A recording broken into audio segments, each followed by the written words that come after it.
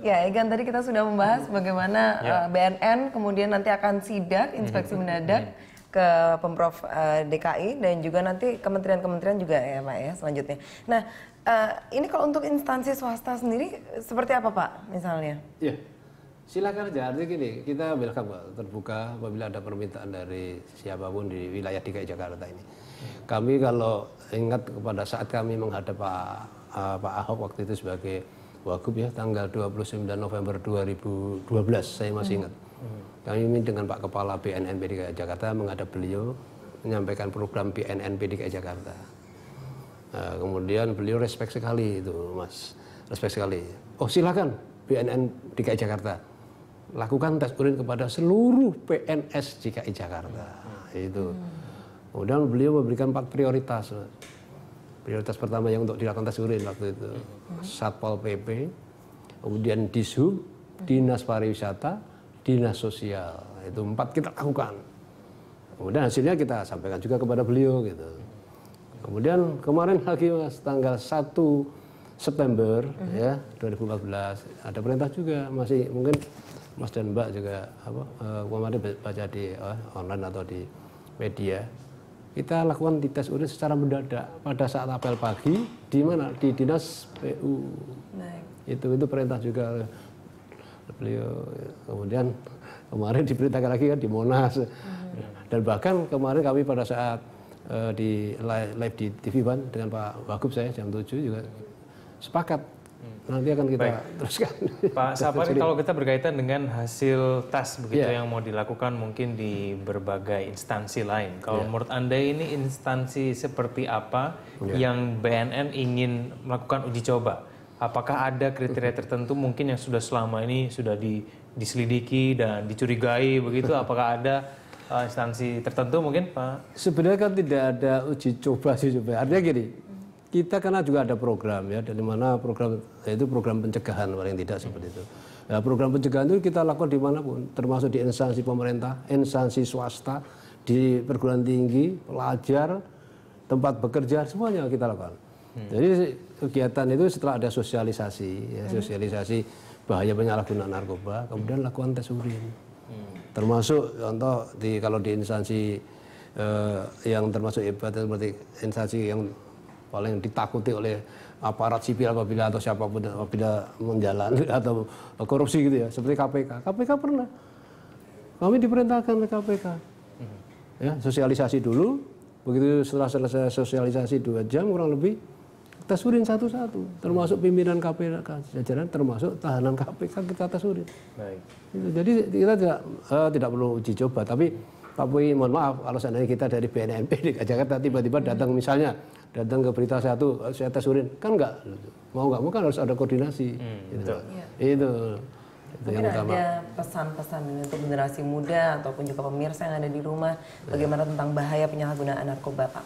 Ya, kalau pesan kami jelas ya, bahwa mari kita bersama-sama komitmen ya, karena masalah pencegahan, pemberantasan penyalahgunaan dan peredaran gelap narkoba ini tidak hanya bisa dilakukan oleh BNN atau BNN provinsi saja, atau mungkin juga tidak bisa dilakukan oleh berita satu TV saja atau kita bertiga saja, tapi seluruh lapisan masyarakat bersatu padu berkomitmen. Dimulai dari mana? Dari pribadi kita, dari pribadi kita, keluarga kita, masyarakat kita, lingkungan dan seterusnya, itu kita harus sama-sama.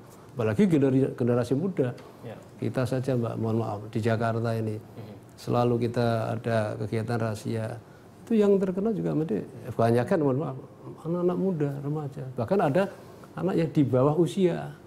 Ini yang sangat mengkhawatirkan. Pak Sapari, kalau kita berkaitan dengan tes yang dilakukan gitu, kalau menurut penemuan Anda dan juga pengamatan, biasanya yang dilakukan oleh orang-orang tersebut yang mau mengkonsumsi apa?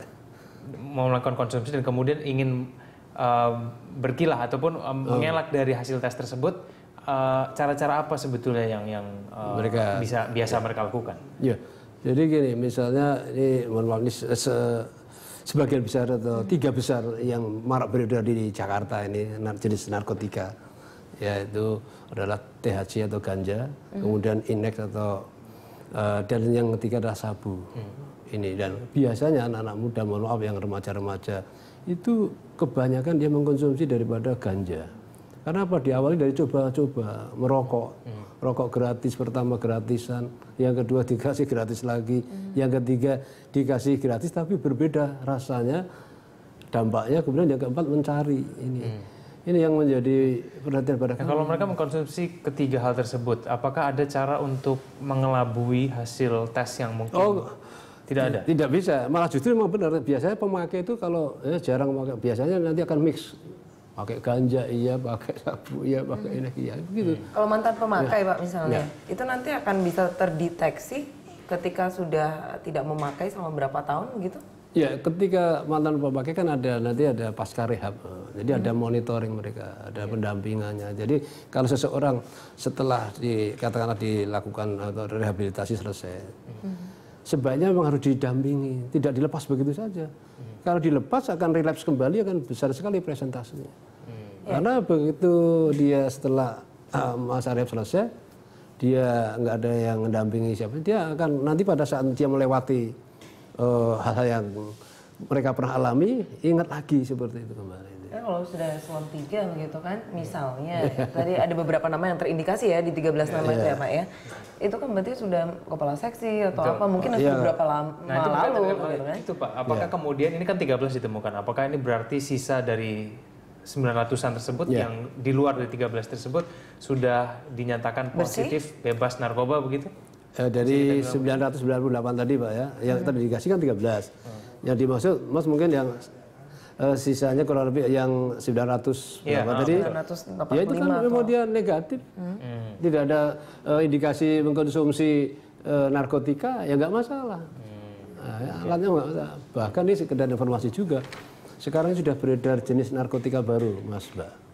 Ya, kurang lebih kalau tidak jenisnya Pak? Iya, kurang lebih tidak salah 259 yang sudah di dunia ya. Dan itu peredarannya di Indonesia sudah sangat menjamur? Iya, di Indonesia kurang lebih 29 jenis baru ya, yang di mana dari 29 itu 18 sudah masuk di peraturan pemerintah ya, Permenkes ya, nomor 13 tahun 2014, termasuk di situ yang dulu dikonsumsi oleh salah satu pesohor Pak. Terkenal lah. Berasal dari mana ini Pak narkobanya Pak? Ya itu kan kalau berasal kan bisa dari luar negeri, dari ya mereka bisa ya. Jadi, belum ditelusuri secara. Ya itu kan bisa dibuat secara sintetis atau kimia. Ya. Namun yang 11 dari 29 tadi masih dalam kajian oleh pihak yang berwenang dalam hal ini, termasuk Kementerian Kesehatan, termasuk Badan POM, untuk didalami nanti apakah dampak daripada yang 11 ini apa malah lebih dahsyat atau tidak ada dampak sama sekali, ya itu nanti akan, setelah itu mungkin bisa dimasukkan di dalam mungkin peraturan Permenkes lah, mungkin selanjutnya seperti itu. Supaya jadi perhatian juga untuk masyarakat. Iya ini, ini jadi.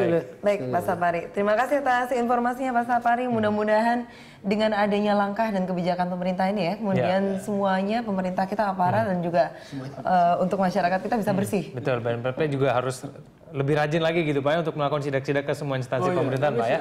Pokoknya kami siap ya. Atas perintah, kalau perlu kita sidak di berita 1 juga siap. Baik, ditunggu Pak sidaknya kalau gitu. Terima kasih Pak Sapri telah bergabung sama kami. Dan pemirsa, demikian dialog kami, semoga bermanfaat bagi Anda. Kami akan segera kembali dengan berbagai informasi lainnya. Tetaplah bersama kami di Lunch Talk.